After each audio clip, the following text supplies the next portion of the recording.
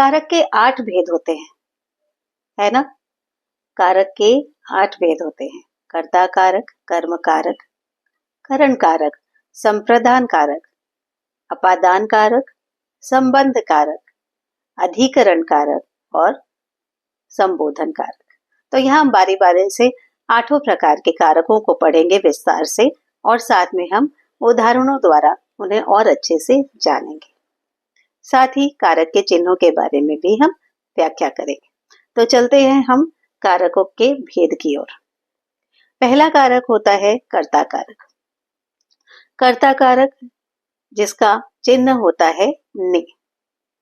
कर्ता कारक कौन होता है? जो काम करने वाला व्यक्ति होता है वो होता है कर्ता कारक।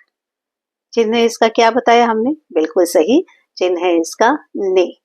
उदाहरण के लिए राम ने खाना खाया, तो यहाँ पे राम क्या है? कर्ता कारक है, क्योंकि खाने का काम कौन कर रहा है? राम ही कर रहा है, इसलिए यहाँ पे ने उसका कर्ता कारक का चिन्ह है। राम ने खाना खाया। एक दूसरा उदाहरण लेते हैं, पक्षी उड़ता है। अभी आप बोलोगे यहाँ तो ने नहीं है, लेकिन उड़ने का काम किसके द्वारा किया जा रहा है? कौन कर रहा है? पक्षी कर रहा है, इसलिए यहाँ पर भी ने चिन्ह है। यहाँ ने चिन्ह हिडन है, लेकिन ये भी कर्ता कारक है। मैंने यह लेख लिखा। मैंने, लेख किसने लिखा?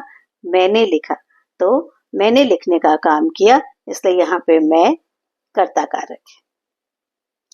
फिर हम आगे बढ़ते हैं कर्म कारक की ओर। कर्म कारक का चिन्ह होता है को, यानी कि जिस पर काम का असर पड़े। कर्म कारक यानी कि जिस पर काम का असर पड़ता है, जिस पर काम का फल पड़ता है, उसे हम कहते हैं कर्म कारक। उदाहरण लेते हैं, पुलिस ने चोर को पकड़ा। तो पकड़ने का काम, पकड़ने का फल किस पर पड़ रहा है? प्रभाव किस पर पड़ रहा है? चोर पर पड़ रहा है, इसलिए चोर यहाँ है कर्म कारक। दूसरा उदाहरण लेते हैं, माँ बच्चे को सुला रही है। बच्चे को, यहाँ पे बच्चे क्या है? कर्म कारक है। उसने किताब पढ़ी। उसने, पढ़ने का काम कौन कर रहा है? वो, उसने काम किया है पढ़ने का। किसको किसको पढ़ा? किताब को पढ़ा है, तो यहाँ पे को अगेन इट इज हिडन। बस पता चल रहा है कि पढ़ने का प्रभाव किस पर पड़ रहा है? किताब पर पड़ रहा है, इसलिए यहाँ पर किताब क्या है? कर्ता का कर्म कारक है। Now the third one is करण कारक। करण कारक, करण कारक का चिन्ह क्या हमने सीखा? से या कि के द्वारा, यानी कि काम का साधन जब होता है, जिस औजार, वस्तु या माध्यम से काम किया जाता है, वह करण कारक की श्रेणी में आता है। चिन्ह आई रिपीट अगेन, से और के द्वारा। उदाहरण लेते हैं, मैं पेन से लिखता हूं। मैं लिखने का काम किससे कर रहा हूं? यहाँ पेन करण कारक है। उसने चम्मच से खाना खाया।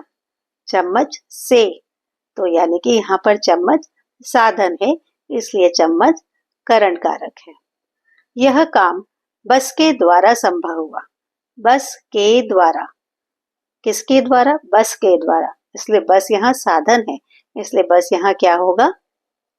करण कारक। बिल्कुल सही। चलते हैं चौथे कारक पर। चौथा कारक है संप्रदान कारक। संप्रदान का चिन्ह होता है के लिए। जिसके लिए कुछ किया जाए, जिसे कुछ दिया जाए, जिसके लिए कुछ भी काम किया जाए, वह होगा संप्रदान कारक। कि कोई इसी तरह का दान दिया जाए या कोई मदद की जाए या कुछ और उद्देश्य हो, पर किसी भी व्यक्ति के लिए अगर काम किया जा रहा है, तो जिसके लिए काम किया जा रहा है वह हो जाएगा संप्रदान कारक। मैंने गरीबों को कंबल दिए। यहाँ को का अर्थ है के लिए। कई बार को जो आएगा वो के लिए के अर्थ में, हमने यहाँ दान देने, गरीबों को कंबल दिए, दान दिए, तो दान देने के अर्थ में हमेशा कारक के चिन्ह क्या आएंगे? के लिए। हिंदी में बोलचाल की भाषा में हम लिखेंगे गरीबों को दिए, लेकिन जब हम उसका विस्तारित अर्थ जानेंगे तो होगा के लिए। मैंने गरीबों को कंबल दिए, तो यहाँ पे को देख के आपको कंफ्यूज नहीं हो जाना है। यहाँ को मतलब के लिए, और इसलिए यहाँ पे कारक आएगा संप्रदान कारक। पापा मेरे लिए साइकिल लाए, मेरे लिए, तो मेरे के लिए is not a correct language, इसलिए हम लिखेंगे मेरे लिए, लेकिन वो क्या होगा? संप्रदान कारक।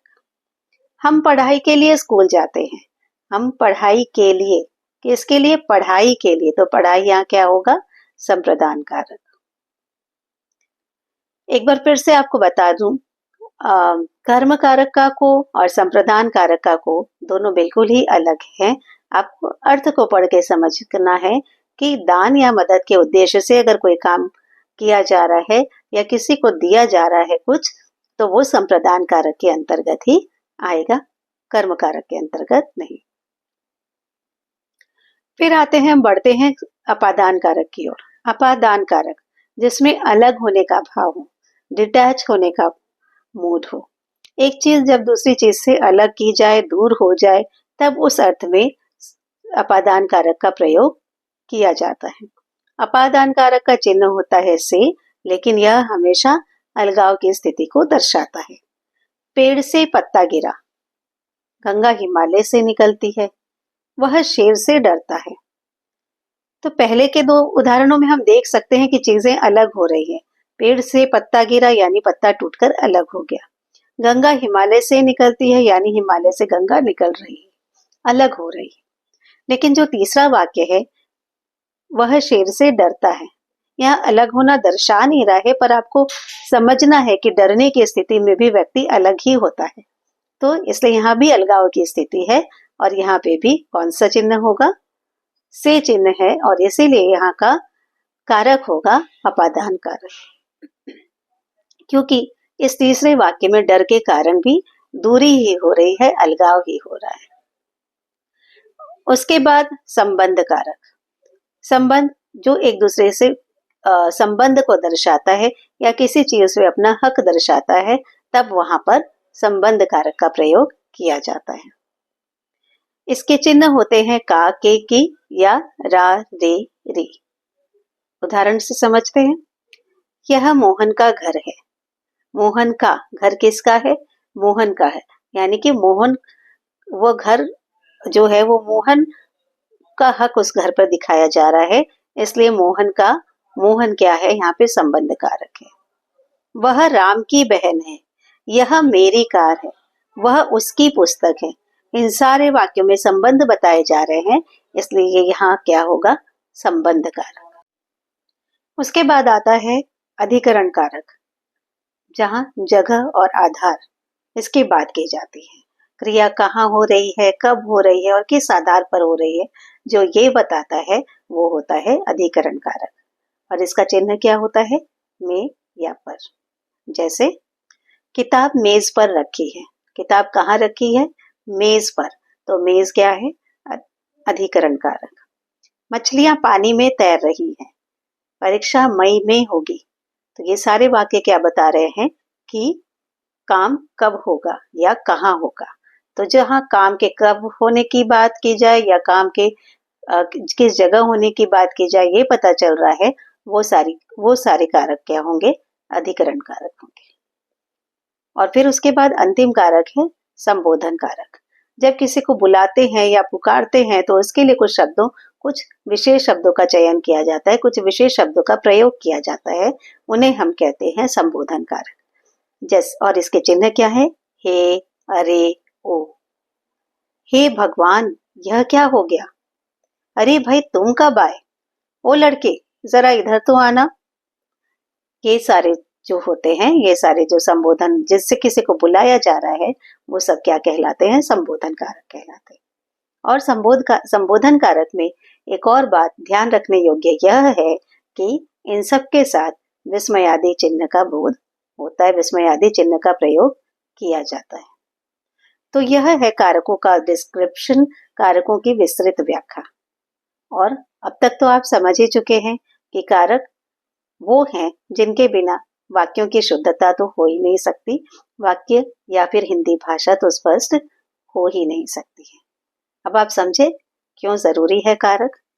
कारक बहुत जरूरी है भाषा को शुद्ध रूप से अभिव्यक्त करने के लिए। तो आशा है कि आपको ये वीडियो जरूर पसंद आया होगा और अब तक अगर आप चैनल पर नए हैं तो please like and subscribe the channel learning language. मिलते हैं अगले वीडियो में किसी नए विषय के साथ। धन्यवाद।